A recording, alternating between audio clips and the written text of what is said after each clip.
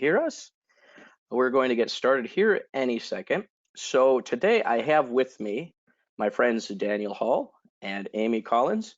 So Daniel and I have worked together for a number of years now. Daniel is a USA Today and Wall Street Journal bestselling author. We have been partners on numerous projects, including Write and Grow Rich, which we had launched to the USA Today. He's also a speaker, a consultant. He was a lawyer, formerly a nurse, and he is the CEO of Real Fast training programs, which helps authors, entrepreneurs, speakers, coaches, consultants to continue to grow their businesses and your book sales as authors. So I just want to welcome Daniel here. Thank you so much, Daniel, for making it out today.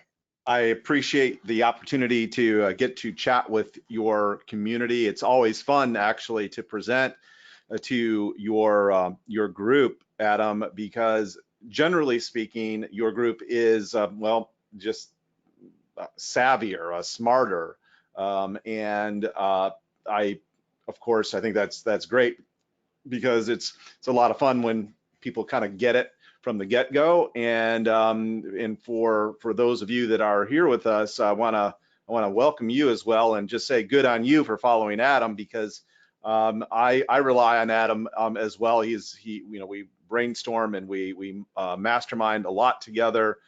So he definitely knows his what he is doing. So good on you for watching and for following what Adam is doing.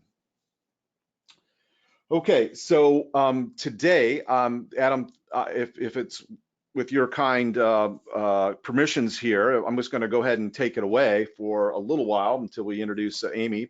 And I do want to let everyone know that today we're going to cover some really sort of next level type of strategies, tactics, and specifically how those work within a plan that you create and actually implement to see the type of results that you want in your own book and book sales and platform building.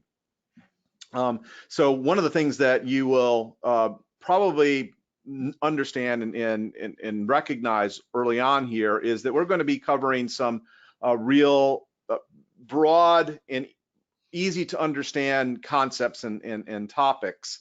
And you may be tempted to kind of tune it out and say, no, I've heard this and I don't need to, I can just sort of half listen. And I'm going to encourage you not to do that, because along with the sort of the broad big concepts that we're going to cover today, part and parcel with that, we're going to be covering many nuances and subtleties. And if you know anything about being successful in business, you already understand that the profit, the results that you're after, are not in the big picture. They are often in those little subtleties. So and they're really easy to miss if you're not paying attention. So if you would go ahead and turn off anything that might distract you, either your phone, turn off your phone, turn off anything that pings or dings at you, maybe your social media, turn all that off, in your email client, and just give Amy Collins here your 100% attention, not for our benefit, but for yours, okay?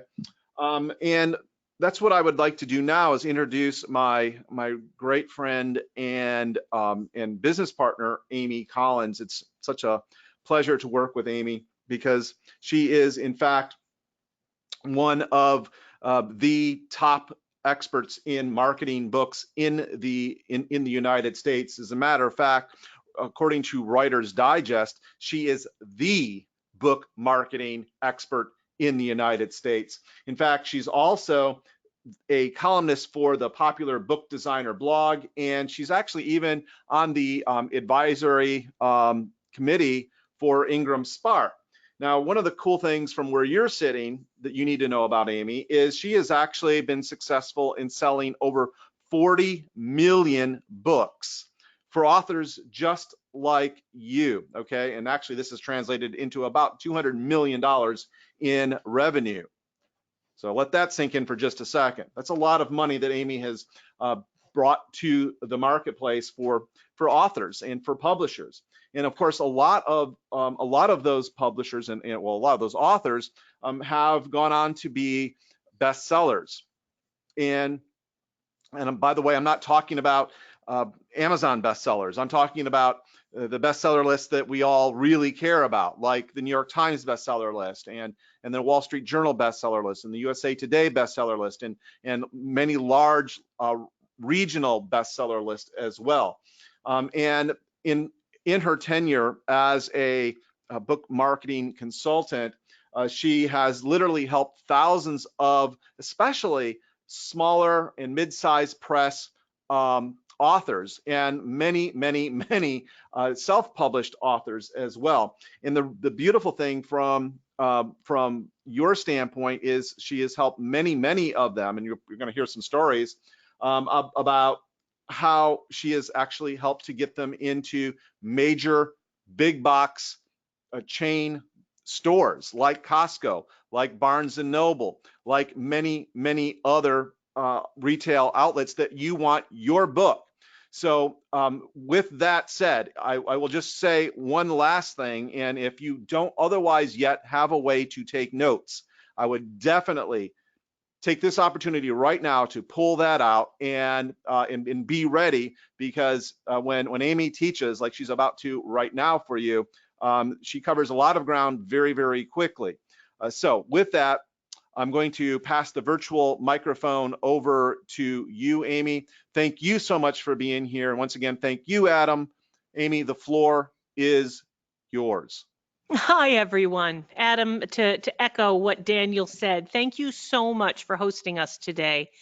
Folks, the reason why we are here today is because, believe it or not, 2019 is almost over. It is really coming to the end, and it's time to already start thinking about 2020. Another reason why we're here is that for most of us, planning ahead is, we know that we need to do it, but it's hard to do on our own. So what we're going to do today is we're going to work together. We are going to create a plan today that will allow you to truly connect with your readers in the next year in a way that maybe you haven't been able to do up till now, or even if you were, you're not doing it at the level that you wish you could. So what we're going to do today is we're going to allow you to keep writing. I know you love to write and you want to write, but you're also going to be able to connect with readers. I'm going to give you extremely specific steps to take that will make a difference to your sales. There are going to be things that I am talking about today. I'm going to map out for you. I'm going to say, okay, in this month, we're going to do this. And in that month, we're going to do that. And we're going to do this for this reason. I'm going to give you the whys and the wherefores. I'm not going to give you the how. I'm afraid that the truth is that I'm going to cover a lot of things that I want to plan out for you in the next year. How to do them all is another several webinars. But when we're done, you're going to have a plan in place that is absolutely going to help you move your book sales far more into the black than they've ever been before. It's worked for us, it's worked for our clients, and it's going to work for you.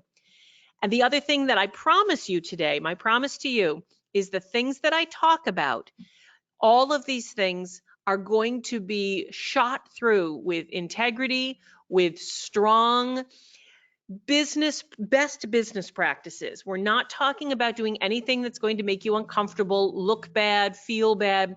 These are going to be time-honored industry standard practices.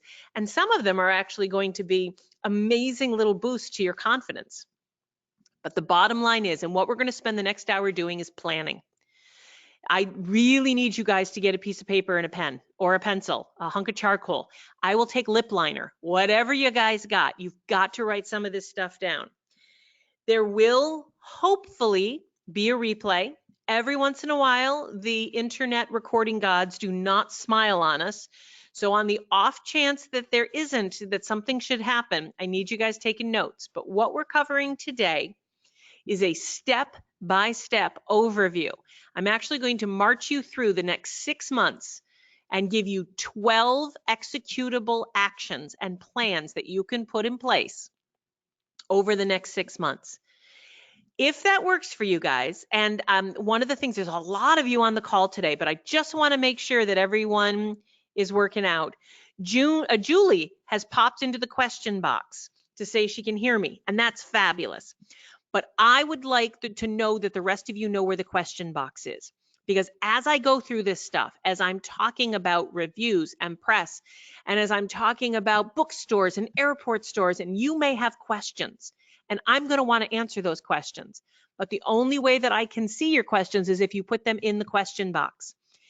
If indeed you want to spend the next hour with me planning out your book sales and marketing in a very executable, manageable, bite-sized manner, and if you want to ask questions, can you go to the question box right now and just type in yes, or I'm glad I'm here, or gee, Amy, you look really pretty today. I don't care what you type, but I need to know you guys can all find the question box. The question box is key. And so far, the only one I see in there is Julie. Hey, Julie, hope you're doing well. All right, let's see. There we go. The question box, alive and well. Awesome.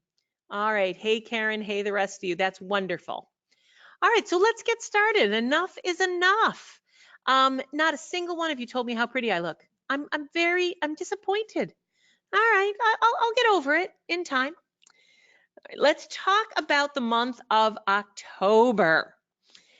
We're going to start this month. Here it is, in the middle of October, but before the end of the month, I promise you, you can have a very strong sense, a stronger sense than you've ever had before of who your readers are.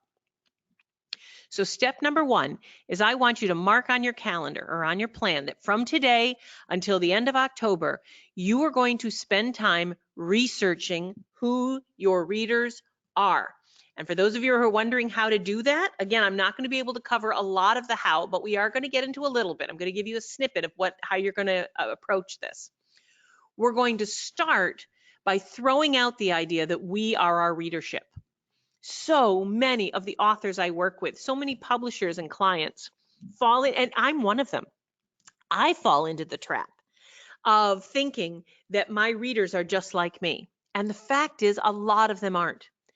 I think that all of my readers are a little distracted ADD, that they read nothing but ebooks, that they don't like paper books, that they read 3 or 4 books a week, and that they've got a strong entrepreneurial business side.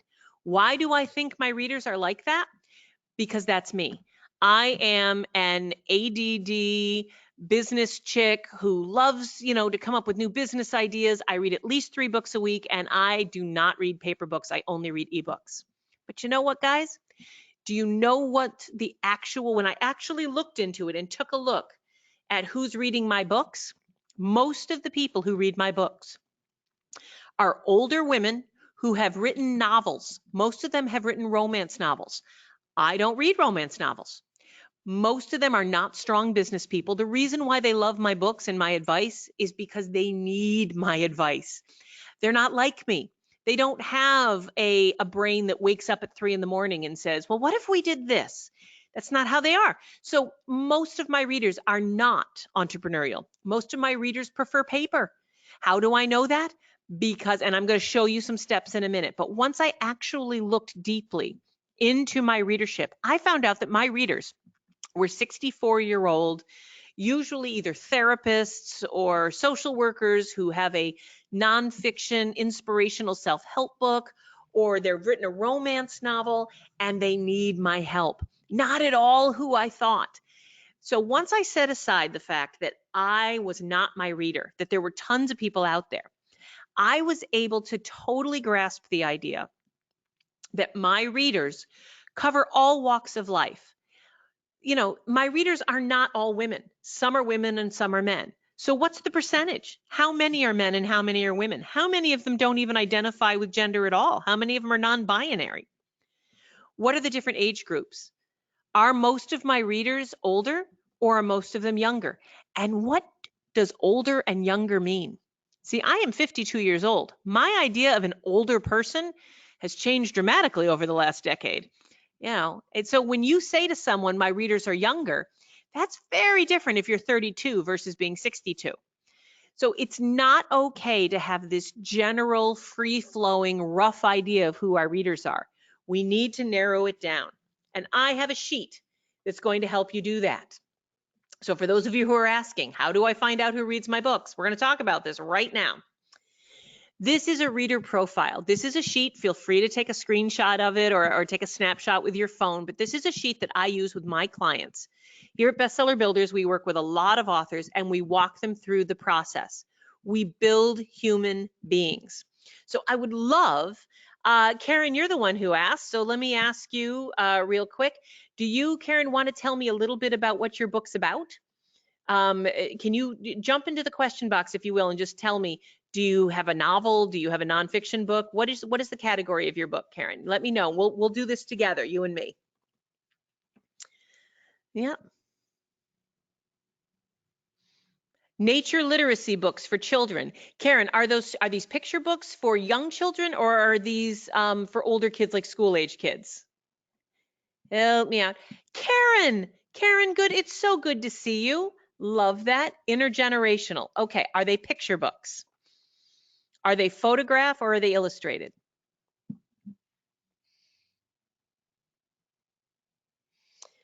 All right, while Karen's answering that, it's good to see everyone. We do have a couple of people who are asking questions, and I just want to assure you that I will be answering the questions at the end, and I do know that Daniel and his associates, Anthony, they will be hopping in to answer your questions. For those of you who are just seeing the Let's Get Started page, may I recommend you log out and then log back in, because there are visuals. Oh, there you go, Rosemary. All right, so Karen, you've got a picture book for, now you say intergenerational, but here's the thing, guys. Only authors think books are intergenerational. Very, very, very few books are actually intergenerational. A book is created for a particular age group, and they can transcend that someday and become intergenerational. Books like The Giving Tree or Oh, the Places You'll Go. But they're actually categorized as an age group. So let's assume that Karen's book is actually for 5 to 8-year-olds, that it's a picture book with illustrations and photographs. So who is the reader? Are the readers male or female? Well, most boys are reluctant readers. So let's go easy. This first reader we're going to build, it's a girl, and she's 6 years old. So as you're building your reader profile, you're already going to see, is this reader married? Does they have kids? It doesn't make any sense when you're dealing with children's books. So that's what I love about this process. You stop and you regroup and you go, oh, 6-year-olds don't buy books. Okay. So, and 6-year-olds certainly don't read books. I mean, they haven't read to them. And if this is an intergenerational book that's supposed to be read to them, who's actually reading and buying the book? So many of you may actually have a reader profile and a buyer profile. And I need you to go through and really think about who your buyers are. The buyer for Karen's book is most likely a mother, a grandmother, an aunt, a godmother. It's usually a woman. They buy far more books for children and for families.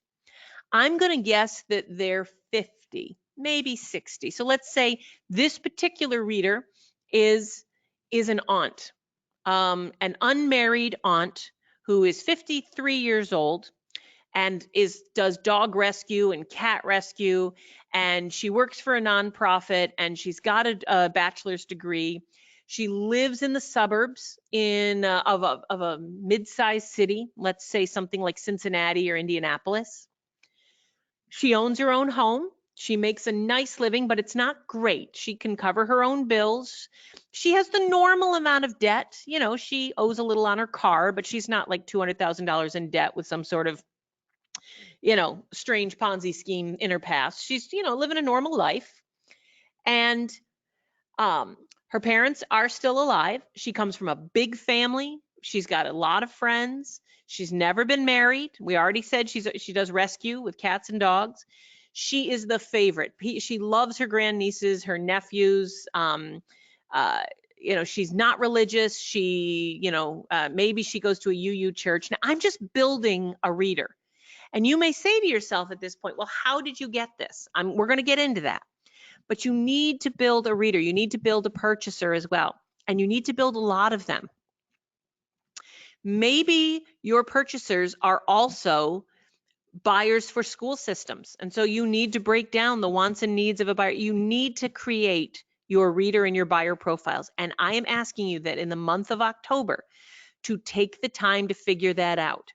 And I actually teach an entire class on this. It takes about an hour and a half to go through, and we can't do that today, but I'm giving you a brief overview of the process. And as we go through further more of these steps, I'm going to give even more tools on how to break this down. But I'm asking you, are you willing in the month of October to really dig into who your readers are? To ask around, to go onto GOODREADS, just go to bookstores and see the other best-selling books in your genre and ask the book buyers who buys those books. Are you willing? Because right now what you have, perhaps you maybe already have a very firm idea of who your readers and who your purchasers are. But my question for you is that driven by data, or is that driven by the 11 people that you've spoken to? Because you need to get out and get the data. So let's talk about the data. Let's talk about how to find out the truth and separate the truth from what we assume. And what comes into that is step 2. Step 2, after you build and you come up with what you think is going to be, I'm pretty sure, will be a strong list of who your readers and buyers are. I would like you to spend November learning about and completely immersing yourself in your genre leaders. For those of you who have written novels, you may have a really good idea of who the best-selling authors are in your genre, but you may not. You may, if I asked you to list 12 books right now that your readers have on their shelves, and I ask my clients this right now, in many, many cases, you will list the books either on your shelf or you will list the authors that you've heard of. My question for you, and what I want you to spend the first half of November doing, is have you really dug into, identified, and immersed yourself in what's going on today in your industry? I've got 2 examples here. Let me tell you what I'm talking about. I'd like you to spend the month of November coming up with a real list of what people are buying in your genre, what books are selling, and what authors are successful. Not a list of authors that you have in your head. And this is how to do it. Many, many, many of my author clients have written memoirs. A lot of them are self-help. A lot of them, I have women who have written books about the power of EFT and tapping and homeopathic medicine. And I've got authors that I work with who have run the gamut, but a lot of them have a memoir bend to them. And when I ask them who the authors are that their potential readers, if they build this list of potential readers, who are the authors? What are the books that these women have read, especially if these women have written a memoir? They will tell me Eat, Pray, Love and Wild. These 2 books come up so much. Eat, Pray, Love, and Wild. Eat, Pray, Love, and Wild. 24/7. I hear about Eat, Pray, Love, and Wild all the time.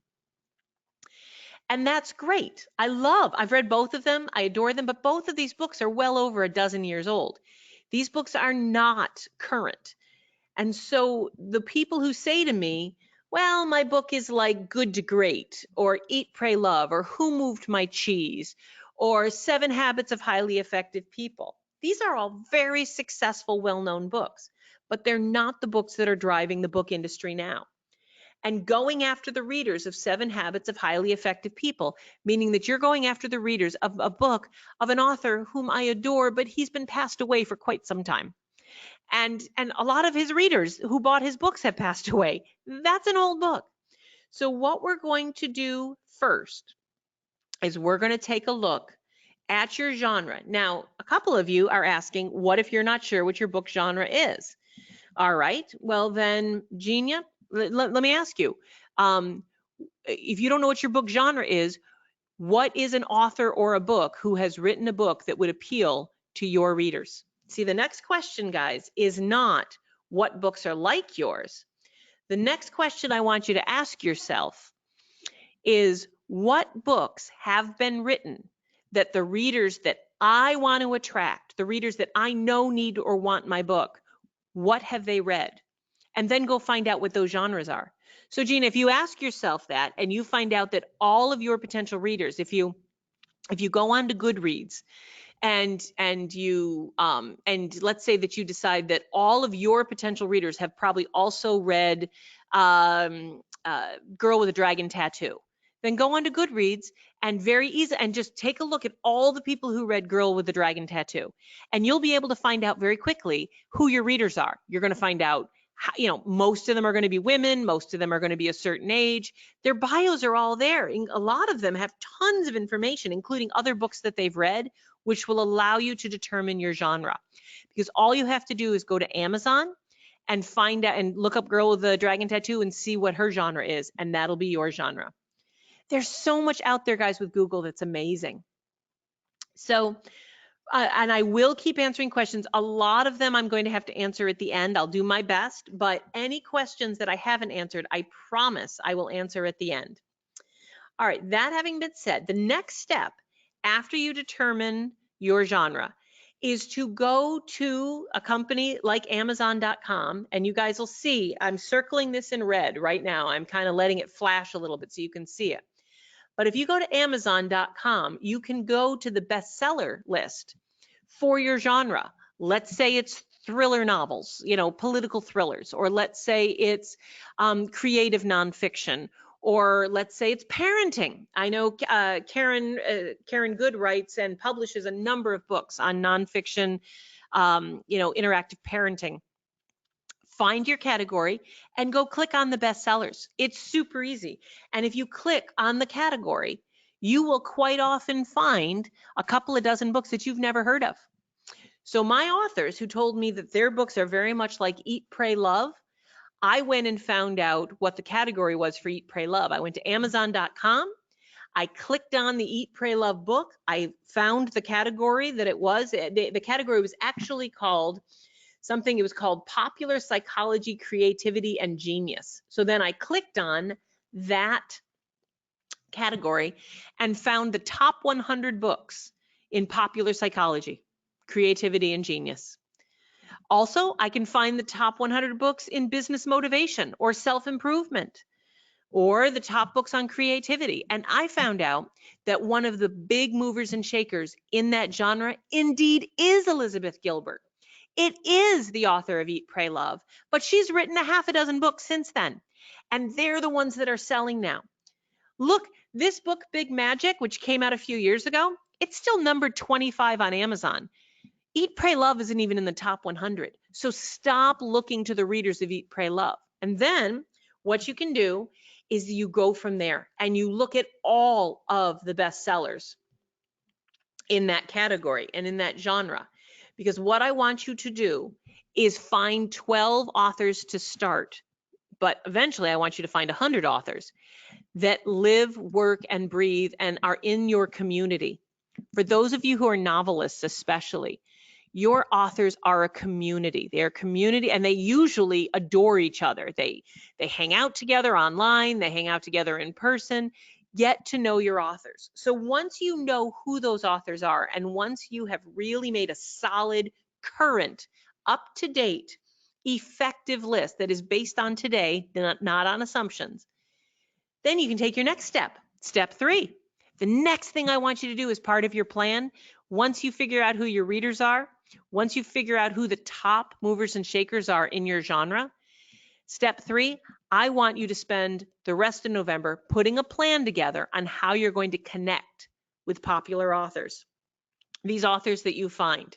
Diana Gabaldon, if you've written a romance that takes place in a time-traveling part of Scotland, all right, I want you to go to the USA Today best-selling list every Thursday for the rest of the life of your book. And I want you to pay attention to your genre. I want you to see which books are selling well, not just on Amazon, but in the USA Today best-selling list. Why? Because the USA Today best-selling list is an actual list of books that sell everywhere. Amazon is only about half. Amazon sells about half of the new books that come out in the United States, but that means the other half of the books are being sold elsewhere. I don't want you just going to Amazon. You need to keep the entire industry in mind. So step number 3 is putting a plan together to connect with authors. And that includes a weekly practice of dipping back into the bestseller lists: New York Times, USA Today, Amazon, Chapters Indigo, barnesandnoble.com. Look at the bestseller lists every week and make sure that you keep up on who the best-selling authors are. Because if Stacey Henry here, who, I mean, granted, she's in the top 100 of USA Today best-selling books, but until you're in the top 100 of USA Today best-selling books, Stacey's got a lot that she could probably teach you. And I want you to go online.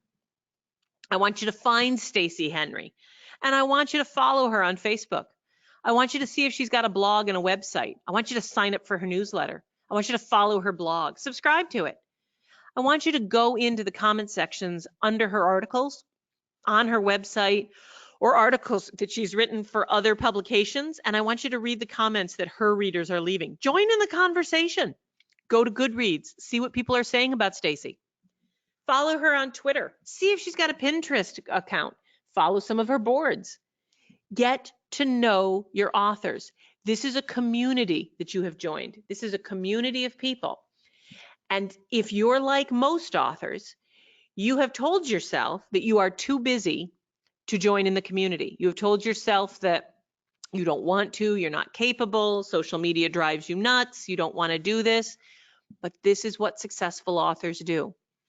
And if you're going to put a solid sales and marketing plan together, I would put forth the idea that trying to launch a book, trying to sell a book, trying to promote a book is a lonely, impossible job. But joining a community of readers and authors and librarians and booksellers, and we're going to talk about all this as we go on in the next hour, joining a community and getting the energy and the you get fed by this community, and then sharing your book in certain non-sleazy, non-gross ways is such an easier, more time-effective way to spend your time. So I'm just going to say that step number 3, the rest of November, I would like you, once you find your authors, I'd like you put a plan together on how much time you're going to spend each week connecting with these authors and joining this community. Every step that I give you is going to build on the one before it. We've got 9 more steps coming up.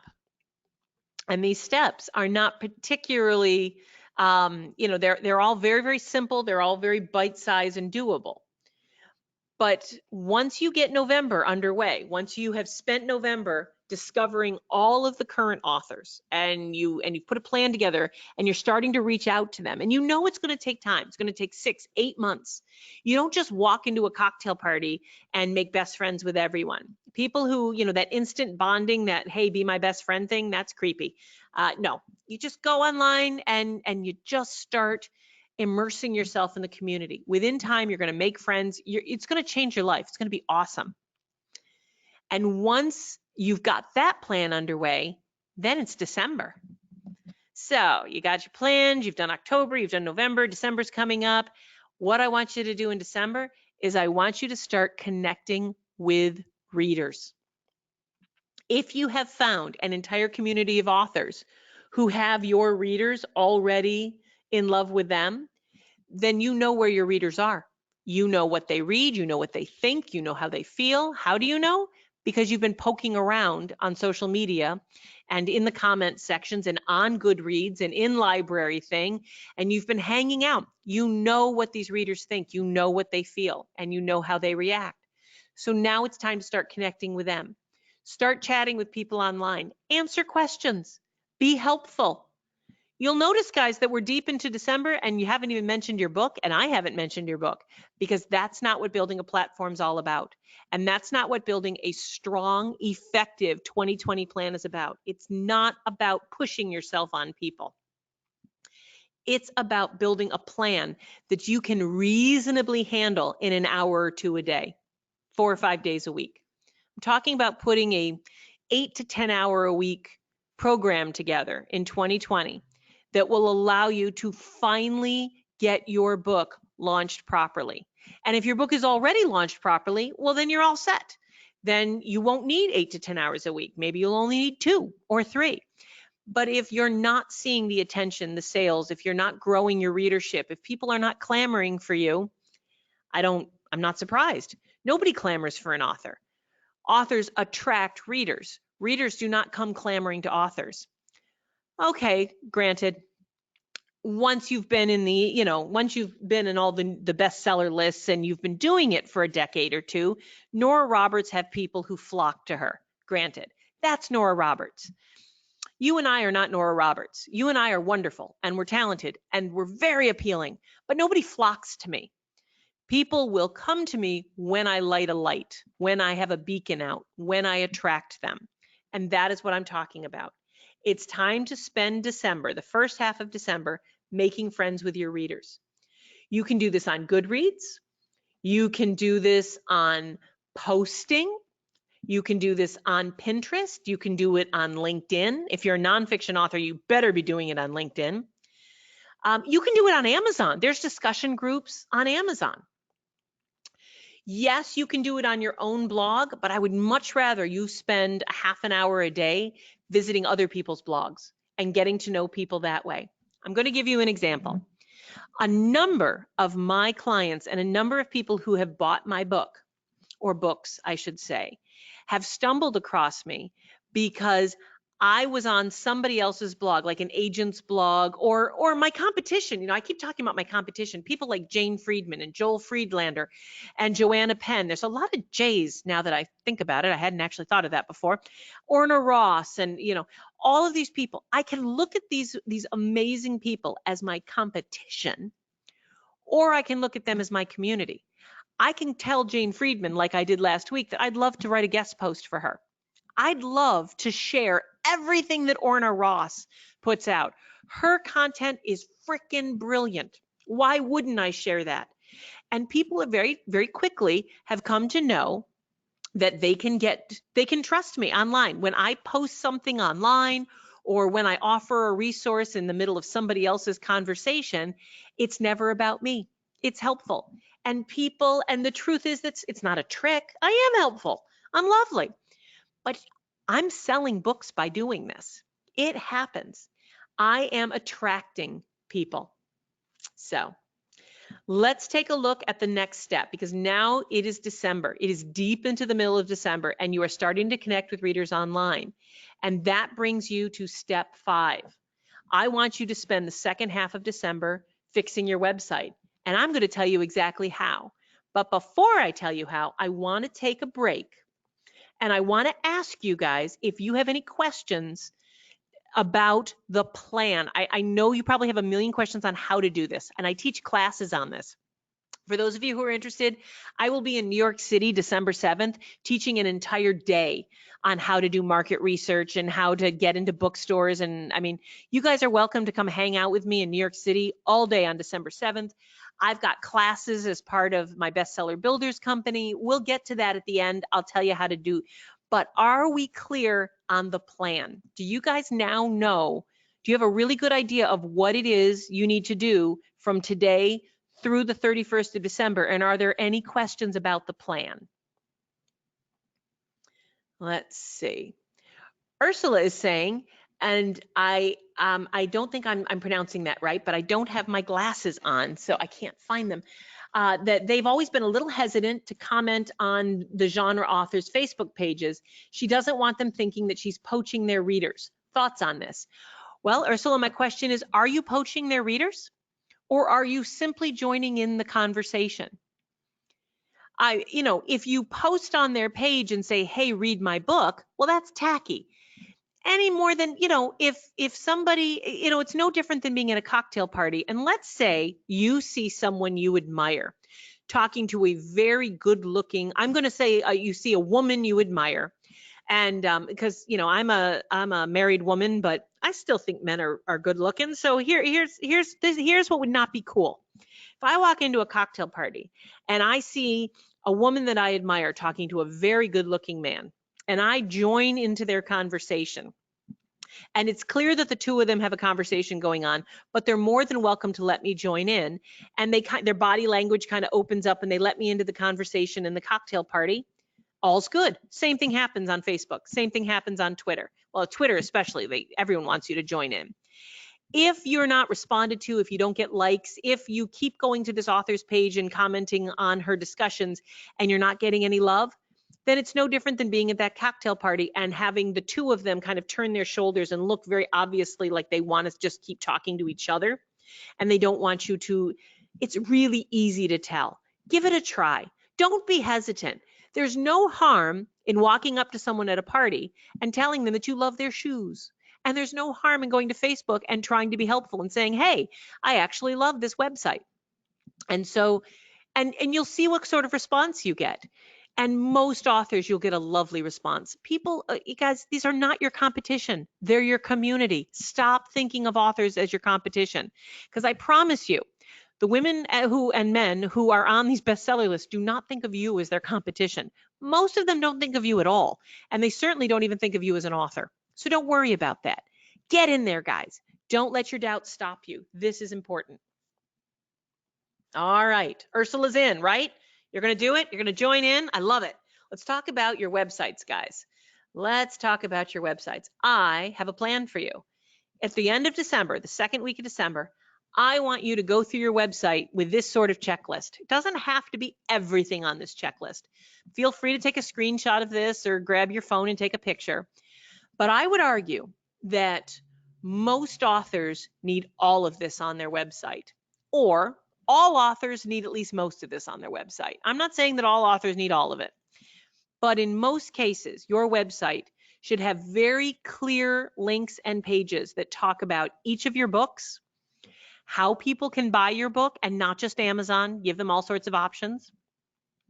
What about librarians, bookstores, corporations? They're not going to buy from Amazon.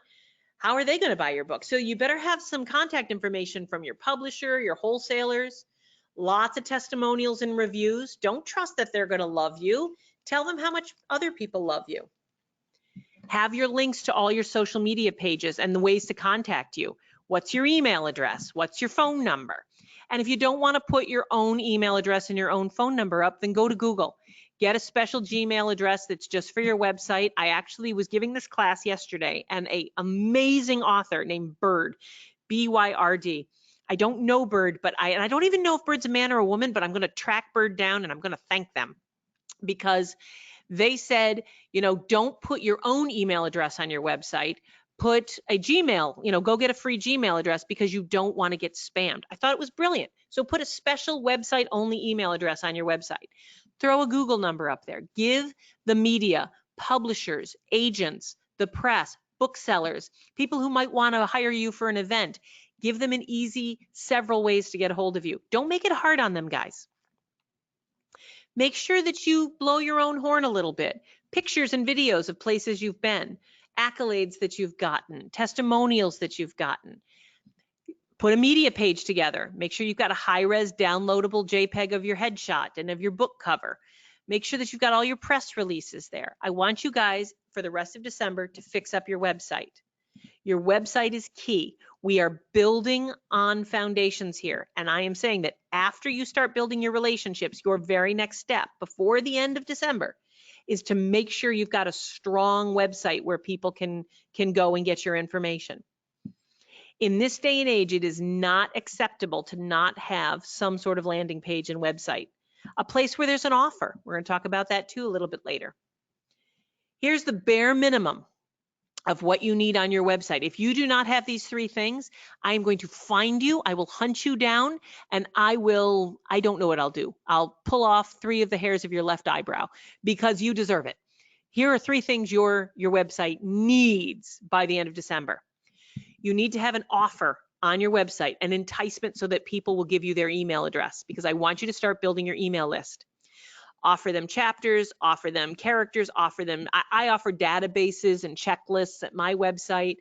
You know, and your newsletter is not very enticing. Let me be honest with you. Unless you've built, I have a huge following for my newsletter, but my newsletter is an educational newsletter. If your newsletter is simply just a monthly, yammering on, if it's just some version of your holiday Christmas card where you talk about yourself and your newsletter's not an enticement. Very few people are going to want to give you your email. If you're wondering why your newsletter is not getting subscribed to, is because truthfully, I have to believe you haven't built demand for it. But you can give them something else to get their email, a checklist, a monthly contest to win something. I don't care. Offer free books. Do what you need to do, but get their email address. The second thing, and I've already touched on this, make sure your contact and your social media info is wired up tight. Give everyone as much ease as possible to get a hold of you. And finally, your book information and all the different ways that people can order your book. So when I say offers, what I mean is, how do libraries order your book? How can bookstores get it? How can readers get it? How can my mother get a copy of your book? And how can the owner of my mother's company order 400 of them if she wants to? All of that needs to be on your website. All right, before I move on, any questions about websites? Let me just look real quick. Diane has a pen name. She doesn't want her face shown. Diane, that's actually, I would love to answer that. And I absolutely will offline at the end. I will absolutely tag that. I will answer that question at the end of this session. Really will. Lewis is asking, what about having a link to a store or a sales page? Absolutely. Absolutely. I have them on my website. If you want to build your own store and if you want to sell them yourself and deal with a sales tax issue, go for it. I love it. Let's see. I want to hear Diane's answer too, but I have to get that at the end. I promise, because we got to move on, guys. It's already 2:45, and we've got a lot more steps to go. So once your website is wired up tight, it's now January. Yay, Feast of the Epiphany, everyone's happy. If you live in the Northeast like I do, you're quietly praying for, a trip to Florida. It's January. And what I want you spending at least the first part of January doing is I want you creating gorgeous materials. It is no longer acceptable to whip something up in a Word document or type something up fast on your word processor. There are softwares, there are websites now like canva.com and BookBrush and Mockup. You can create gorgeous sheets, and you should. There is no excuse. I want you to promise me that you're going to spend some time in January. Your plan is to learn how to create these sheets yourself, or go to Fiverr, go somewhere, hire someone to create them for you. I'll create them for you. I don't care who does it, but by the middle of January, I want to see gorgeous sheets about you, sheets about topics that you can be interviewed on, sheets about your book. And if you've got more than one book, I want to see a sheet for every book. I want to see materials. I want to see marketing materials. And I want to see something pretty. So January, it's time to put a plan together for how you're going to make it pretty. Because as I said, guys, we're building. We're building. Step 7, the rest of January, after you get your pretty materials together, you've already started. You've got your December job done. You got the website all wired up tight. That means emails are starting to come in. So now in January, you need to figure out what you're going to do with them. Are you going to connect with people on email, and how? Are you going to create a newsletter that just announces and promotes yourself? Because that'll get old. Or are you going to offer some sort of value? And what sort of value are you going to offer? Now, for those of you who are fiction writers or children's writers saying, well, what sort of value can I offer? Lots. I've got an author I work with, a client of mine named Stina Holmes. Now, she's a New York Times best-selling published author. She's not self-published. She does do some of her books self-published, but a lot of them are traditionally published. And she is very famous, very successful. And what she ended up doing, because she was stuck just like you are, but a couple of years ago, she didn't know what value she could bring to people other than her own stories. But she had done so much research in other countries and other parts of the world that she ended up starting a travel newsletter. And she now gives people the most amazing tips and hints. She has made herself a little journalist. She loves to write, and she puts out these wonderful newsletters to people who love to travel. She has a huge following, and she grew her readership tremendously. She now hosts trips. She will take people to Santorini and to all these places, and she will actually host them on writing retreats. It all became a part of her business after she asked herself, what is it my readers want? And then she gave it to them. So I would like you in January to put a plan together and to spend time. I want you to block out a couple of hours in January to think about what sort of content you can offer your email followers in all of 2020. And I want you to map it out. I have on my desk right now, I wish you could see it. You know, the next time I do this webinar, I'm gonna print it out, but I've got sitting here, you can hear it. You guys hear that? That is a one-page calendar that I printed out, and on it I write it in pencil because I'm always erasing and changing, but I know what I'm going to be sending out every week for the next 6 months. I have it all planned out. I can tell you right now, because I did find my glasses, that my blogs and my content and my newsletter over the next few weeks is going to include things like book distribution, people who want to get into airport stores, what's going on with Amazon. Let's see, things that authors and publishers are should know that agents are grateful for. So I'm going to do the week of Thanksgiving. I'm going to be interviewing between now and then a bunch of agents, and I'm going to ask them what it is they like to see from queries and from authors, and then I'm going to frame it in the idea of things that agents are grateful for. And I'm going to send that out to the 9,000 people who subscribe to my newsletter. None of that is making me money in the short term, but all of it is growing my readership and my fame and my connectivity and my community. All right, so that's step 7. I want you to put a content calendar together for your email list, because come February, you're going to have a big job in front of you, my friends. All right, let's see what questions I have. Jamali is saying that they write poetry and they do spoken word poetry. Will this work for that type of book? So Jamala, I would say to you, what are the other spoken word? I don't know if you're slam poets. There's so many different types of spoken word poetry, and so many of you guys are on Instagram and YouTube.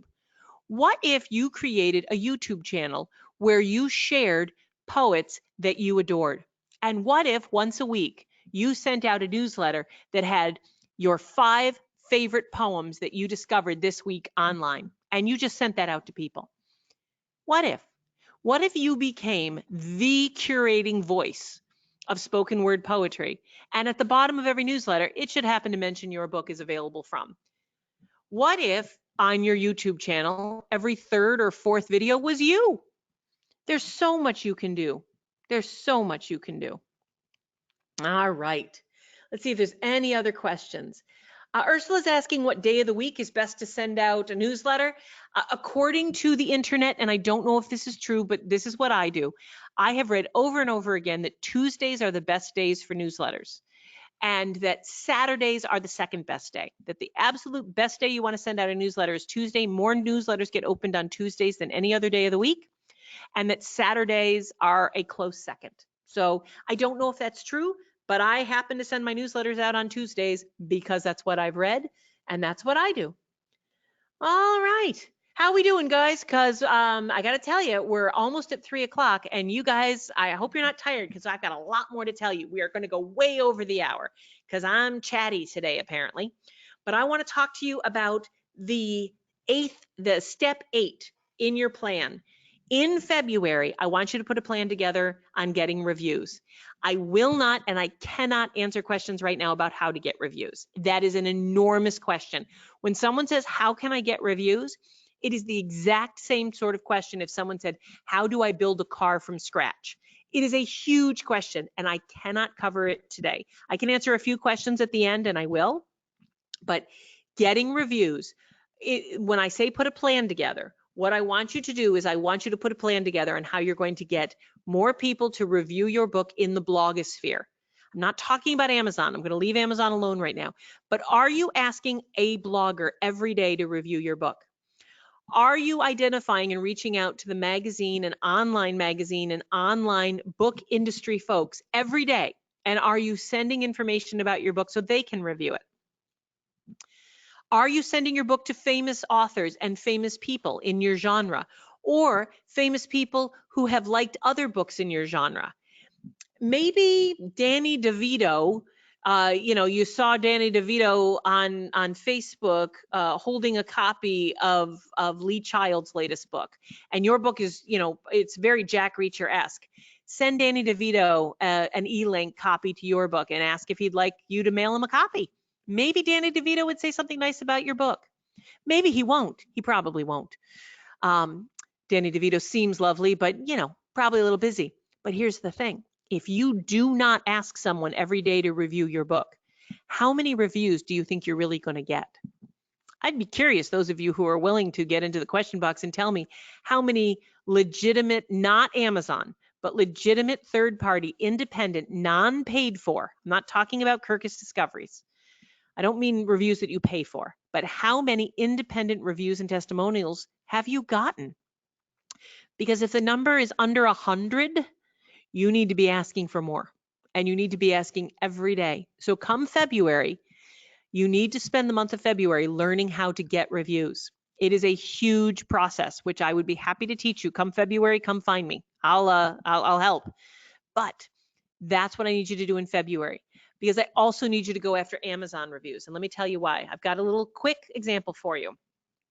I have a client, I have several actually former clients and clients right now, but Christy Sarduarte, amazing. She wrote this book called The Transmigrant. It was 2 years old when we started working together. She had a lot of GOODREADS reviews, glorious reviews. She had all sorts of 5-star reviews on Amazon, but she had about 25, 30 reviews. That's not enough, guys. You need to have a lot more reviews than that. So what we did is we worked with her and we went after, and the rules have all changed. You can't go soliciting Amazon reviews. You can't do that anymore. But you can get your book out there. You can offer it to librarians. You can get your book out there to bloggers, and a lot of them will leave a review on Amazon. So what we did was we started expanding her reviews. Her sales went through the roof. And once we did that, once we got the number of reviews up, all of a sudden her book started showing up in emails. When you have 25 reviews on Amazon, you will get maybe, a little attention from Amazon. But when you get 100 reviews on Amazon, what's going to happen is all of a sudden Amazon's computer is going to go, oh, well, this book's getting quite a bit of attention. And your book is going to start showing up in emails being sent to people going, hey, this book is actually getting a lot of critical acclaim. Maybe you want to look at it. If you bought The Red Tent, or if you bought Good Omens, you'd probably like The Transmigrant. If you bought Lamb by Christopher Moore, you might like The Transmigrant. By the way, that was a joke. But it started happening. Another thing that happened, another self-published author that I work with, Ron Barrick, a brilliant writer, he's a lawyer. He wrote this legal political thriller, and he started advertising his book on BookBub and Facebook, and we started doing advertisements, and he sold 73 copies that week. But he only had 23 Amazon reviews. So what we did is we stopped all the ads. We went out and we put a plan together, a plan that I can't go into now, but I'll teach you, I'll tell you about it later. We put a plan together, and not all of a sudden, but a few months later, he had 100 Amazon reviews. Then we went back to advertising his book on BookBub. We opened the floodgates again on Facebook. You will notice that the very first day that he advertised on BookBub, once he had a lot of reviews, he sold over 3,000 copies of his book. He went from selling 73 copies. It was the same ad, folks. You guys most of you have seen a BookBub listing. He went from selling 73 copies to 3,000 copies of his ebook. It was an ebook ad, same book, same ad. Nothing changed other than the fact he had a lot more reviews. So what I would very much like to beg of you is to spend time in February getting reviews. It will make a difference. Now, John is asking, can I use the unpaid reviews on Amazon from people who have bought the book? I don't know what that question means, John. Use them how? Can you use the unpaid reviews on Amazon? You mean the non-verified reviews? That's fine. You can use them any way you want. They're public knowledge. They're right out there. I don't know how you want to use them, but the answer is yes. Of course you can. All right. The next step, remember I told you we'd be building? So now you know who your readers are. You're connecting with your authors. You're part of the community. You're feeling loved and you're feeling connected and you're talking to your readers and they're flocking to you because you're appealing and your website is solid and they're checking out your website and they're signing up for your newsletter and once a week you're a huge help to them and they're sharing your newsletter to other people they like and you happen to mention that you have a book and several people have now gone on Amazon and bought it and you're dropping into your newsletter that if anyone has bought your book, you would love it if they'd consider writing a review because you check these reviews out. And you know, and then you offer what you do, maybe you put a plan together and you offer an online party for everyone who wrote, for all your reviewers. You know, there's so much going on. You're starting to get the reviews going, you've built things up, and now is the time to reach out to the press, not before. Your website's good, your readers love you, your reviews are going, you're in great shape, things are moving along. Now you can reach out to the podcasters, the radio producers, the bloggers, the newspaper editors, magazine freelancers, oh my gosh, and you can start offering them content. If you have written a book like Karen Good, remember I told you, I mean, I love Karen's stuff, but she's written all these wonderful books for parents and for teachers and about parenting. Karen could offer a top 10 list every day of the week for 6 weeks and never run dry. Top 10 things you can do to keep your kid from melting down in the store. Top 10 ways that you should never speak to your child. Top 10 ways that you know that your neighbor's kid is hungry. I don't care. I'm making this up. I avoid kids as a rule. I don't actually hang out with children, but I hear they get hungry. So come up with content and start offering it to the media. I want you in March to put a plan together for what you're going to offer to the media. And then I want you to execute that plan because you've got great materials now. You're on Canva or BookBrush. You've got a Fiverr guy in your pocket, or you're working with some guy in Mumbai who's doing this for you on the internet. You're in good shape.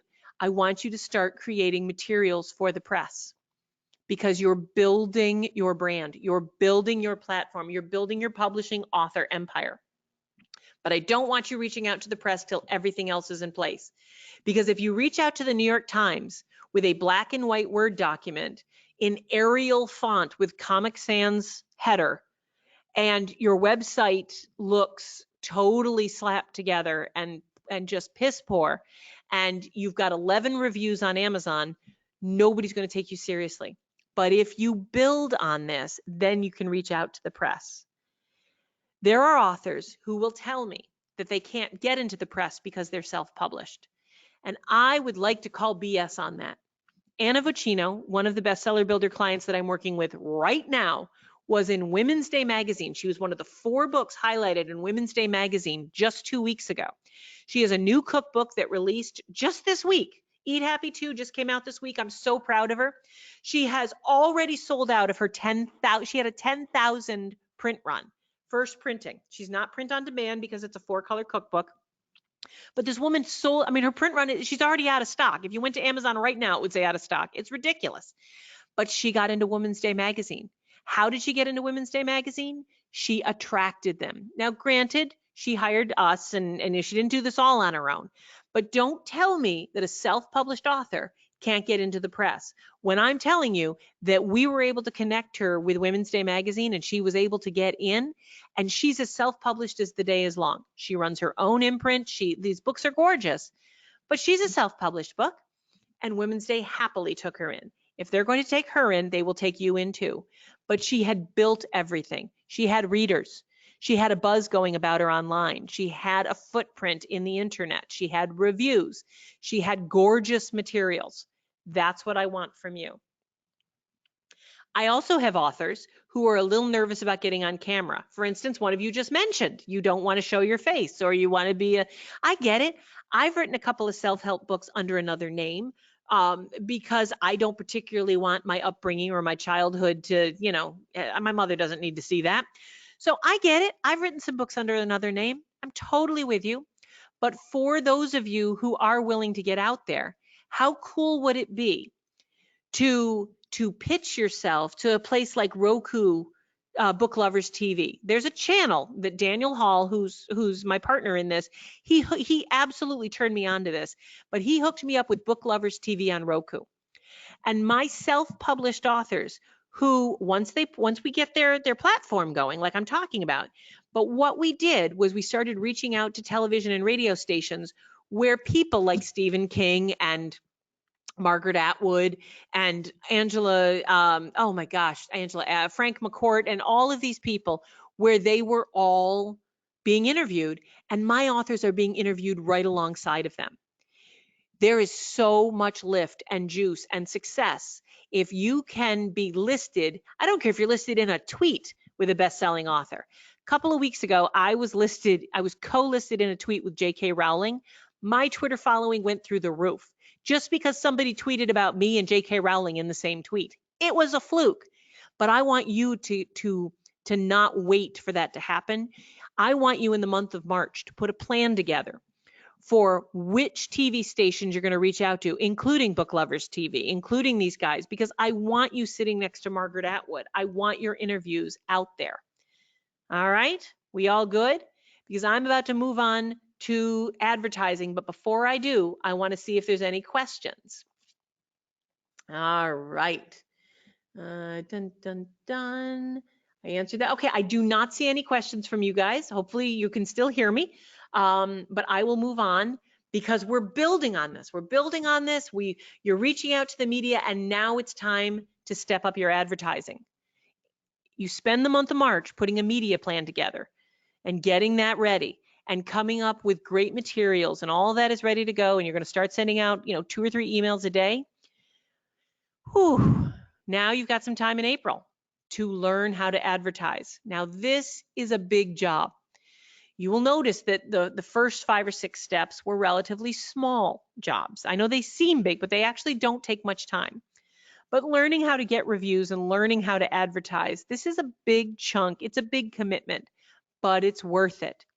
If you can apply for and get a BookBub featured listing, if you can learn how to advertise, if you can't get a featured listing, but you still, you work out and you can figure out the algorithms and the best way to advertise on BookBub, you will sell thousands of books and thousands of dollars of books worth far more than you spend. You will make your money back and then some, if you do it right.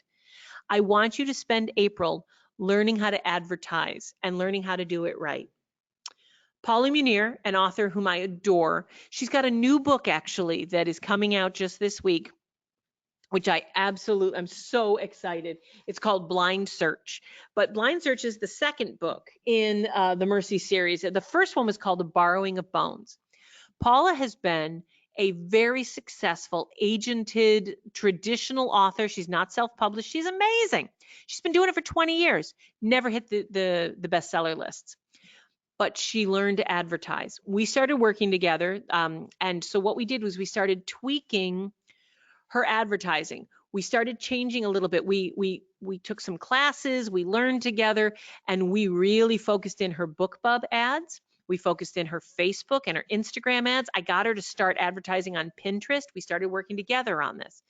And within a few weeks, she had hit the USA Today best-selling list. Now, granted, that was a combination of BookBub ads and Facebook and Pinterest and Easy Reader, and there was tons we did. It was an actual effort but it was because we planned it out. I want you to spend April doing the same sort of work that I did with Paula. You can learn how to do this, guys. It is not beyond you. You are very capable of learning how to advertise your book. And that's what I want you to do in April, because I want you on some of these bestseller lists. There's no reason why you can't have the same success that Anna Vocino, who's self-published, or Paula Munir, who's not. They all share one thing, and that was willingness to learn new things. Anna and Paula may be clients of mine, and yes, I do a lot of it for them, but they are willing. They're willing to spend the time or the money. Either one. You don't have to spend time and money, but one or the other, you got to spend it. So if you don't have the money, be willing to spend the time. Also, in the month of April, when you're doing ads, don't forget video. I have a new book that just came out yesterday. Now, I wrote this book with Daniel Hall, and let's be honest, Daniel Hall did 90% of the work. But for reasons I do not understand, he and I went back and forth on a lot of it, and he made me put my name first. But Daniel and I wrote this book together, and it's called The Best-Selling Author. We got some attention for it, but wait till you see what happened. I started taking out a few small ads on YouTube. This will only take about 15 seconds, guys. Pay attention real quick to this ad. I want you to see what we managed to do, and I want to tell you about the sales we got with this ad.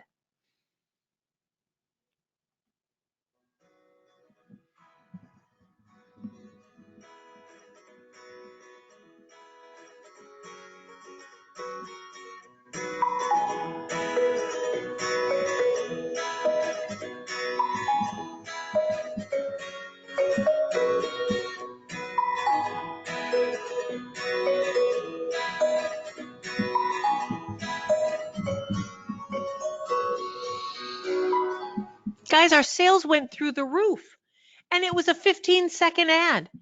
This barely cost us any money, and it certainly doesn't cost us much to advertise. You can do this. I didn't do this video. I hired someone to do this video, and it did not cost me much. So may I ask, I'm not asking, I'm insisting that in the month of April, I would very much like you to learn how to advertise. All right. Let's see. Karen is asking how to sell under 2 author names. Karen, I will absolutely answer that. I know that you're asking about 2 different names. It's today we have to focus on the plan at the moment, but I will be able to answer your publishing questions at the end, I promise. Let's see what else we've got going. Gina's saying, what are the sheets for and where do you use them? Gina, you use the sheets to convince book buyers that you have a marketing plan, to tell librarians what your book's about, to give them the ISBN. You use these sheets to pitch ideas, story ideas to the newspapers. You use these pretty gorgeous 8.5 by 11 sheets to convince conventions and events that they should book you to speak because it's your picture and all the different topics you can speak on. You use them for a million things. John's asking if radio advertising is better than, if Google advertising is better than radio advertising. John, I have no idea, but I'll find out. I don't know because I don't know anything about your book. I don't know your goals. I'm afraid that's not a question I can answer. All right, Deborah knows Paula's books. That's wonderful. All right, so we're going to move on from here to the next question. Once you wrap up your advertising, then it's May. Here it is, it's May Day. It's the lovely 1st of May. And then it's time to pay attention and to put a plan together for promotions. Your book's being advertised, there's buzz going on. So now is a good time, perhaps, to get your book listed in some catalogs. See if there's some gift baskets that might want to stock your book. See if there's some book clubs, either local book clubs in your area or online book clubs, but it's time to start creating promotions, getting a hold of organizations and corporations and events and seeing if you and your book can participate. I speak at a number of events, but I use that as promotions to promote my business, to promote my services, to promote my books. You can do the same thing. Getting your book into different gift catalogs. It's May, if you're putting this plan together, is your book perfect as a gift for the holidays? Well, May is the perfect time to start looking into all of the catalogs that are going to be coming out, suggesting that people offer books as gifts. There's the American Bookseller Association holiday catalogs. I want you to spend May researching and digging into all of the different ways that you can promote your books to readers. And once that's done, we're coming to the last step, and then I will answer all the questions I can. But the very last thing I want you to do in the month of June, after you've got everything set up, then and only then is it appropriate to start reaching out to stores. I know everybody wants to be in Costco and Walmart and Barnes and Noble and Books A Million or even their local bookstore or their local library. But the fact is, guys, is that it doesn't just happen. You have to earn your way onto their shelves. And the way to earn your way onto their shelves is the first 11 steps that you need to plan out. You need media. You need promotions. You need advertising. You need great materials. You need a great website. You need readers. You need a community. There's so much that you have to build first. But if you take the steps as I just laid them out, you will be in great shape come June to start pitching yourself to Kroger and Costco and Barnes and Noble for the holiday season 2020. This is when you start pitching to the libraries, to the bookstores, to the retailers, and not before. All right. I love Amazon as much as the next person, but again, they're only responsible, by their own admission, they're only responsible for less than half of new book sales in this country. And they're responsible for less than 30% of new book sales across the globe. So don't just depend on Amazon. If you can get your books into libraries and into bookstores, you will find your Amazon sales will go through the roof, as my client here did. She ended up getting into a bunch of libraries using a system that we put together for her. And unbeknownst to her, she rocketed to #1 in her category on Amazon without even trying. So that's the kind of stuff that if you build it, they will come. So that's all right. Let's see. Pamela's saying the best-selling author's out of print and not available. No, it's not. I promise. It must be a different one. So what I'll do is I will drop the link in very quickly. I'm happy to. I wasn't trying to get you guys to buy my book, but I promise, or Daniel's book, I should say. But we will absolutely get you that. That's very sweet of you, Pam. Thank you. See what happens when you build a community and you're helpful to people and you just offer something? Pamela wants to buy my book. How cool is that? All right, so we have gone through the plan. You now have a calendar that's going to see you through June. So do you feel a little more ready? Do you feel, I hope you wrote all that down because I'm not saying it again. I'm exhausted. This will be available on a replay, but if you feel that all of these things I talked about, if you truly believe me when I tell you how helpful they're going to be, and they're going to turn things around for you and your sales, I would love to be of help going forward. You don't have to do all this yourself. I and my team, I've got an entire team of people who are here and ready to help. I don't know what's happening with my computer here. There we go. It's called the Bestseller Builders Program. And I've got a team of people here, me and my team, that we have built that was set up specifically to help people find their readers, connect with them online, figure out their advertising for them. When I mention all these authors that I work with, I'd love it if you would consider working with us. We've got this whole group of people, myself and Carrie and Connor and Anna and Adriana and Luana and Daniel, and we're all here. We're sitting in a big office in Rochester, New York, and we're in Austin, Texas, and we're a team that work together on a regular basis to bring authors everything I just talked about, to bring them to the marketplace. You don't have to do it all on your own.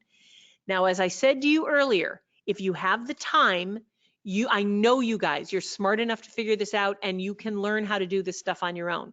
And if you've got the time, but you don't have the funds, then that's exactly what I want you to do. That's what this class is all about.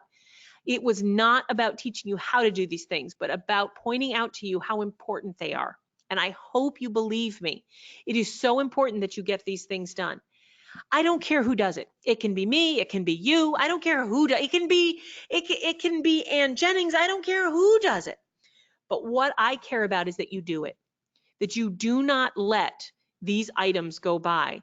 You don't just, so many people listen to webinars like this and classes like this and get excited, but then they don't take the next step.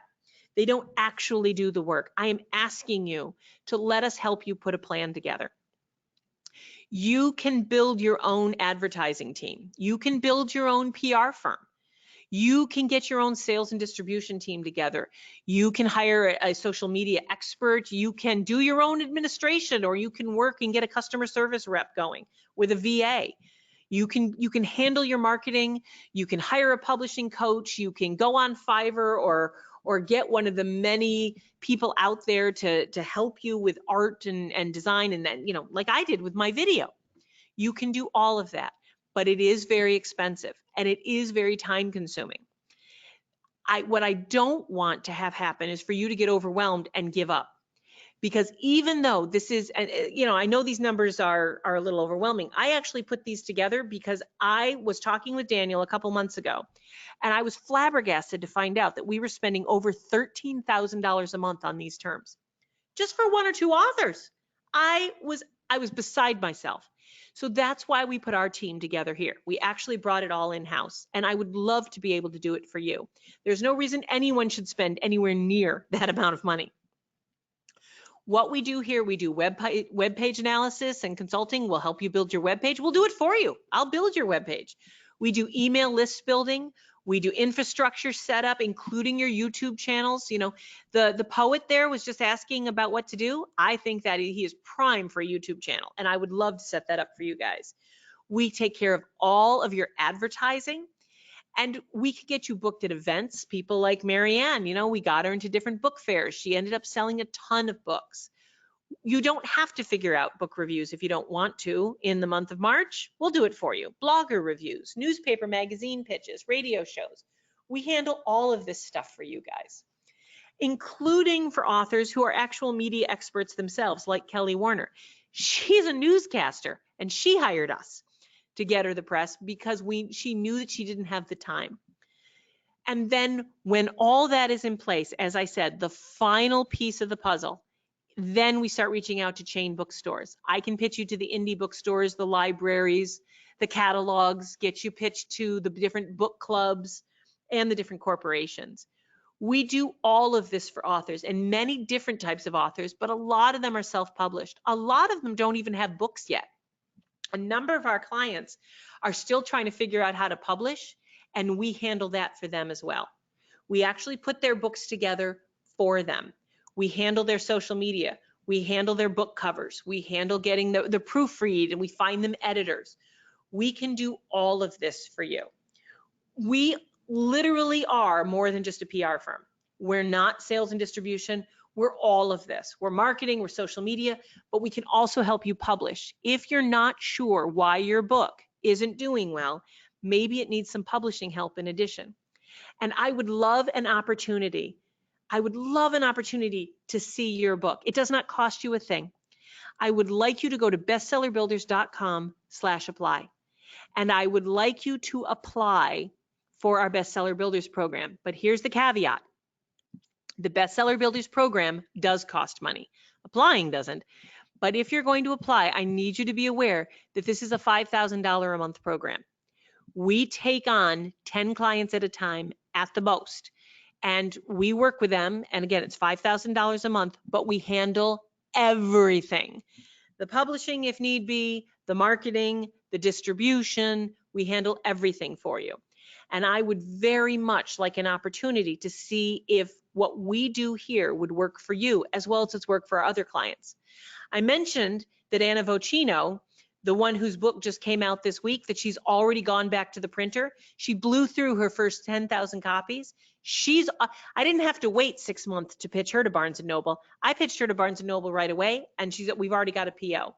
Anna's in Barnes & Noble. Anna's selling through her books. I would love the opportunity to do the same for you. If you go to bestsellerbuilders.com/apply, they're going to ask you a couple of questions there. And one of the questions is, are you aware that this is a $5,000 program? I need you to answer that honestly. But if this is something that you think might work for you, and if you'd like an opportunity for me to take a look at your book, your program, what you've got going on, I would love to do your market research for you. I'd like to make all the introductions. You want to take a look at Women's Day magazine, or are you focused on getting into Publishers Weekly? I can help. I know everybody. We can help grow your successes. If you don't know how to reach out to people online and you're not exactly sure how to do that, we can do it for you. Whether or not you belong in our program, the reason why there's an application process is that I need to be able to see if your book has potential. If you and your book truly have the marketability that I need to make you a bestseller, because I make lots of authors bestsellers on a regular basis, but only if you and your book are ready and if you're a good fit for us. And we want to be a good fit for you. This is not an inexpensive program. So go to bestsellerbuilders.com/apply, and we will immediately go through the application process. I know I said we can only accept 10 people, but more than that, you know, when people go through the application process, what they get is one-on-one time with me evaluating your chances. And it gives you a pretty good idea about whether or not we're a good fit. To start with, I'll review your application that day, even if your book isn't done. Just tell me a little bit about it. I want to go through your application. I'll do it before I go home tonight. And I will email you with a plan and with a request to connect before tomorrow. By the end of day tomorrow, by the end of the week, you will have heard from me personally. This is me, not my assistant, me. I will contact everyone with the results of our talks on Friday by Monday with a real plan. And I will go through everything with you one-on-one if this is a program you might be interested in hearing about. You will get a chance to hear your industry reaction to your book and program. So go to bestsellerbuilders.com/apply. Please, I would love to take a look at you and your program if this is something that might be a good fit for you. All right, Karen has been very patiently asking me questions that I told her I could answer at the end, and I am now very happy to sit and answer publishing questions for the rest of you. Let me start with Karen's, and then after I answer Karen's question, I'm going to bring Daniel Hall on to make sure I didn't forget anything, because my buddy Daniel sometimes catches things that I forget to say. And Karen is saying that she's got a couple of different names that she wants to publish under. She's got names that she's willing to publish under her own name and books that she's not. Okay, I totally get that. And so Karen is asking what I would suggest for in terms of marketing. All right, Karen, at that point, if it's really important to you that you not publish under your own name, and I will, if you go to bestsellerbuilders.com/apply, one of the things I want you to put in the application is why. You don't need to type it in here because everyone can see your questions. So be careful, guys. Everyone can see your questions here. It's a public forum. But if I'm going to answer that question, what I'm the most curious about is why is it important to you? Because maybe you don't need to have a second name. But if you do, if you need to have a second name, that means you need to create 2 different platforms, 2 different websites, 2 different social media platforms. You are literally going to be running 2 businesses as one. And that's okay. But it's like opening a Chinese restaurant and an Italian restaurant. You can use what you've learned in the restaurant business, but it's 2 different menus, 2 different staffs, 2 different cooks, 2 different orderings, 2 different sets of ingredients. You cannot, unfortunately, merge them. There's very, very few successful restaurants called chow mein lasagna. That's just not how it works. Although there is a restaurant in Troy, New York, they closed recently, but for 20 years, called Jose Malone's. It was a Mexican-Irish restaurant, and I love that place. But Karen, you're running 2 businesses. If you choose to do this, that's what you're doing.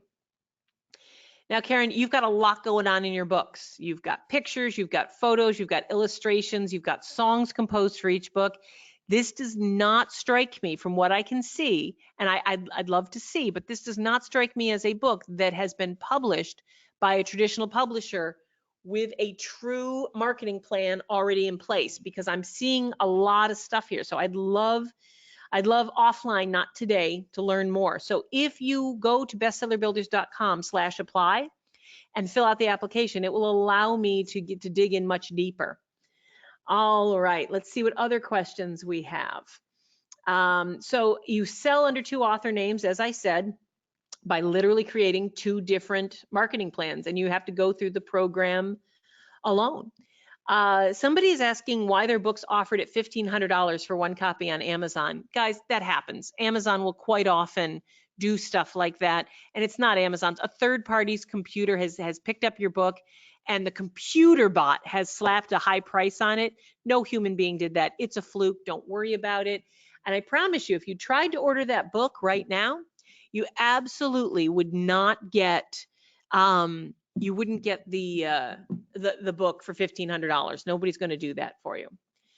Karen's asking about other sellers. Well, Karen, it depends. It depends on your book, who you want to sell it to. All right, so let's see what other questions we have. Before I get to the other questions, Daniel, do you have, or not just Daniel, do either of you have anything or any questions or things that you want to add? Couple things, Amy. Excellent job as always, and you can just see it here in the notes. But couple things I want to make sure folks know of. First off, to actually make the application, if you are here live with us, that link is already in the chat area, which is a different line item above or below the questions. So questions and chat are two different things, and we put it in the chat because that's the only place we could put the link where you could just click and it will open up the browser button for you and take you directly to where you need to go. So that's the first thing I wanted folks to know, that is in the chat. If you're listening to this on a replay, that link is probably below, or the apply area is probably somewhere below where you are right now. Okay, so I just wanted folks to know that. Also, I also just wanted to make sure that you are aware that that our services, the Bestseller Builders services, are very analogous to what you would get, and actually we get a lot more. We provide a lot more, but essentially it's analogous to a big marquee author at a major New York house, not a minor New York house, because they're basically kind of rolled into with the indie publishers and authors. But essentially you get to be, and this is the thing that I want everyone to understand, what this program is really designed to do is to put you on equal footing or better footing than the big marquee authors and the big marquee publishers. So that when you go to bestsellerbuilders.com/apply, keep that in mind, that this is that kind of a program. By the way, it will take about 3, maybe 4 minutes to make the application, so it is not onerous at all. And if this program is right for you, and it is not right for many folks, that the thing is that we vet very closely, and we do in fact turn a lot of people away that we don't feel that we could help. So if you do apply and we do in fact accept you into this program, you should feel really good about the chances that your book has in the marketplace, because we're looking for authors that we can effectively promote. And so take that step, in other words, and feel good if you are actually accepted into this program, because that in and of itself bodes very well for you. So the link once again is in the chat, bestsellerbuilders.com/apply. And that's about all I wanted to say at this point. Back over to you, Amy. Thank you, Daniel. All right, let's get to some of these questions. John's question is mainly about distribution costs. He receives a mailing list of people wanting to buy the book, but he hates to double up on transport costs, bringing copies of the book to him just to turn around and redistribute it to each buyer. Is there someone who can accept the mailing list, print the books, and distribute direct to the consumer? Yes, John, I know a couple of distributors that I would recommend. I'll tell you about them right now. Speaker Fulfillment, Brett Ridgway is his name. Brett Ridgway, 1T, B-R-E-T, Ridgway. And his company is called Speaker Fulfillment. He also has a subdivision called Author Fulfillment. Based in the Midwest, maybe a little closer to Colorado now that I think about it. Love him. He's inexpensive. He'll warehouse your books. He'll just hold them. He takes the orders. He does great customer service. I adore him. Another company that does individual fulfillment is called Pathway Book in Keene, New Hampshire. So John, I don't know what part of the country you live in, but if you live in Burlington, Vermont, then I would suggest you call Pathway Book in Keene, New Hampshire. If you live in Utah, maybe Speaker Fulfillment is your choice, but there's lots of companies out there that do that. There's 2 right there. So there's my advice. Diana's saying that she's heard that you can't be exclusive to Amazon and get on the USA Today bestseller list. That is absolutely true. The USA Today bestseller list will not accept, they will knock anyone off unless they have a certain percentage of their sales from other places besides Amazon. Now, Daniel and I and Adam, the three of us, we were all in a book called Write and Grow Rich that made the USA Today bestseller list. It landed on it hard. It was way up on the list. It wasn't even in the lower third. It was in the top third. It was awesome. But the reason why it hit that list is because while we had sold, I think, 8,000 or 9,000 copies on Amazon, we had also sold 1,000 copies through Barnes & Noble and Apple and a number of other places. You cannot hit the USA Today bestseller list unless you're everywhere. And so when I talk about putting an advertising campaign together, when we do our advertising campaigns to try and drive people to the list, things like we're doing for Anna Vicino now and like we did for Paula Munir, we make sure that we've got landing pages set up everywhere where people can buy your books from all sorts of different venues. Jamal is asking, what exactly is the difference between advertising and promotion? Sounds like a great idea. Let me give you a couple of examples. Jamal, in my opinion, advertising your book is paying to have it put front and center in front of a particular marketplace. So you are advertising your book when you pay Barnes & Noble to put your book in the front window. You are advertising your book when you pay Amazon to put your book at the top of the search engine. You're advertising your book when you pay Facebook to embed your posts about your book in everyone's feed, whether they follow you or not. That's advertising. A promotion is it's usually costs money as well, but it's getting your book put on the bedside tables of top hotels across the country. It's offering your book to book clubs across the Northeast for the month of October because your book is Halloween horror themed and you're offering book clubs a 30% off discount if they buy the book from you.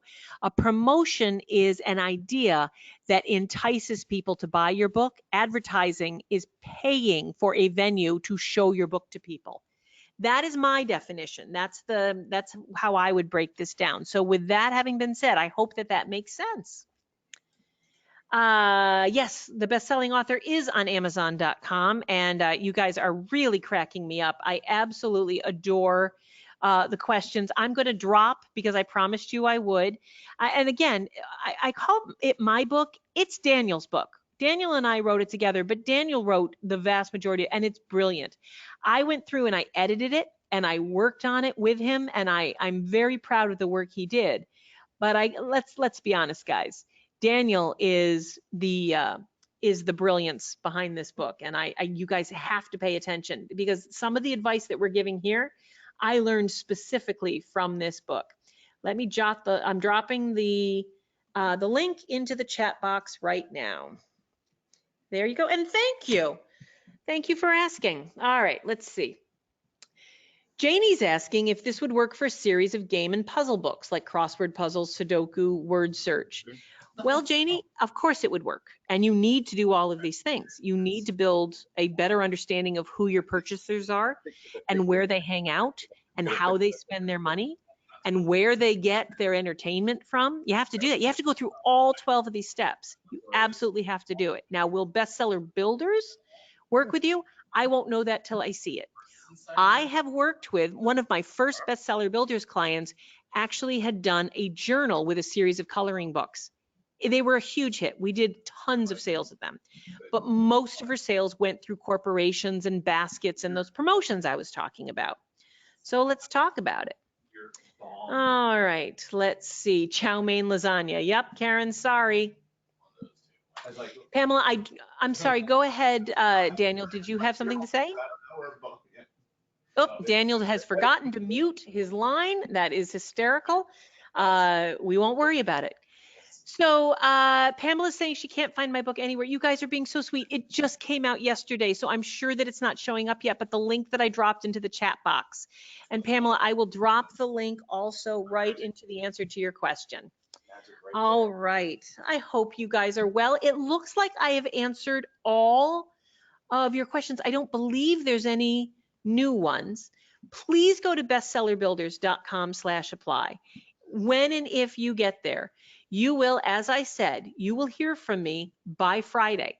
I will be reading your application before I go to bed tonight. I will put a plan together for you by Monday. And if you decide to work with us, whatever time frame that is, whether it's you want to start next week or you want to start next month, we will work with you for 6 months. It's a 6-month plan, but that 6 months lasts for years. We have a long tail end. Those 6 months of working with you through Bestseller Builders. Again, I know $5,000 a month is a lot of money, but we only work with authors that we feel very strongly that it's worth their while at the end of the day. We have lots of authors we've worked with over the years that feel very strongly that it was a great use of their time and money, and we would really love to have you join our team. Let us get this wired up for you. Let us get you going. Go to bestsellerbuilders.com/apply. At least have a conversation with me. All right. Any other questions, guys? You've got my attention for the next minute or two. And Adam, thank you. I'm so sorry we took up so much of your time. You are such an angel. All right, guys, I have really enjoyed spending this last hour and 40 minutes with you. We are going to put this up as a replay very soon. You'll get an email about it. And I look forward to seeing you at bestsellerbuilders.com/apply so that we can see if I can help make you a bestseller.